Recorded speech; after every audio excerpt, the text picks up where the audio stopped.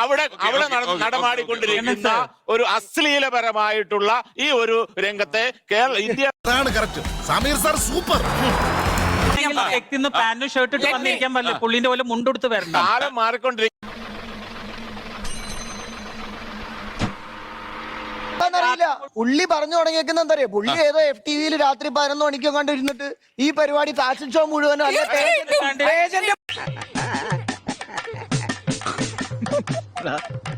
പുരുഷന്റെ ബ്രെയിനിൽ ഏതു ഭാഗമാണ് ആക്ടിവേറ്റ് ചെയ്യപ്പെടുന്നത് എന്നുള്ളത് ശാസ്ത്രീയമായി FMRI സ്കാനിംഗ് വഴി നമുക്ക് മനസ്സിലാക്കാൻ സാധിക്കും. അതിലൂടെ യന്ത്രം തന്നെ കഴുകി വെക്കോ? ഇല്ല, ഗസ്റ്റുകളെല്ലാം പോയതിനു ശേഷം ഈ മൂടി തുറന്ന് ഞാൻ തന്നെ കഴുകി വെക്കും. ശാസ്ത്രത്തിന്റെ ഒരു വളർച്ച. അങ്ങനെ നഗ്നത കാണുന്ന സ്ത്രീയെ സമൂഹം അല്ലെങ്കിൽ പുരുഷന്മാർ പ്രത്യേകിച്ച് കാണുന്നത് ഒരു വസ്തുവായി മാത്രമാണ്.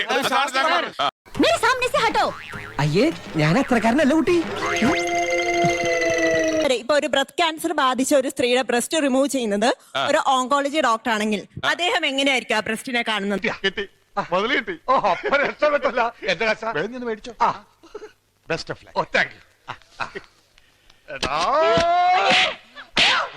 നിങ്ങൾ പറയുന്നത് ഇവിടെ നിങ്ങൾ പറയുന്നുണ്ട് നമ്മൾ കേരളത്തിലുള്ള എവിടെയാണ് നിങ്ങൾ ഈ പറയണ നഗ്നതാ പ്രദർശനം നടത്തിയ വേണ്ട കാര്യങ്ങൾ ഞാൻ ചെയ്യാം.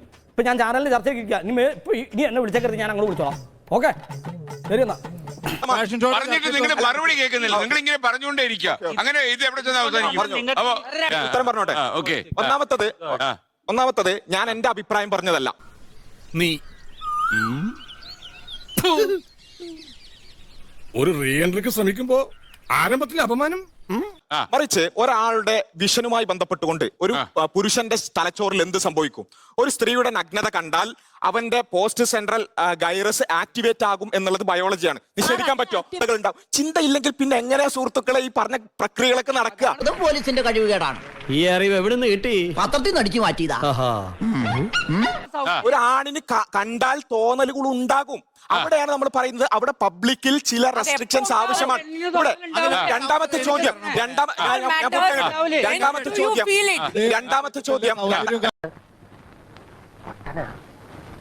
പട്ടാളം മാധവമ്മയുടെ വീട് അറിയോ ചേട്ടാ?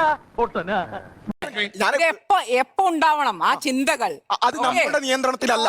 മറിച്ച് ഇത് ഞാനൊരു കാര്യം ചോദിക്കട്ടെ, നിങ്ങളുടെ ഒരു പെൺ സുഹൃത്ത് വെള്ളത്തിൽ മുങ്ങി മരിക്കാൻ പോകുന്നു, അവളുടെ വസ്ത്രം ഇതയായി, നിങ്ങൾക്ക് ആ ചിന്തയാണോ ആദ്യം ഉണ്ടാവുക? അതോ അവൾക്ക് രക്ഷപ്പെടണമെന്നാണ്? പറയാം.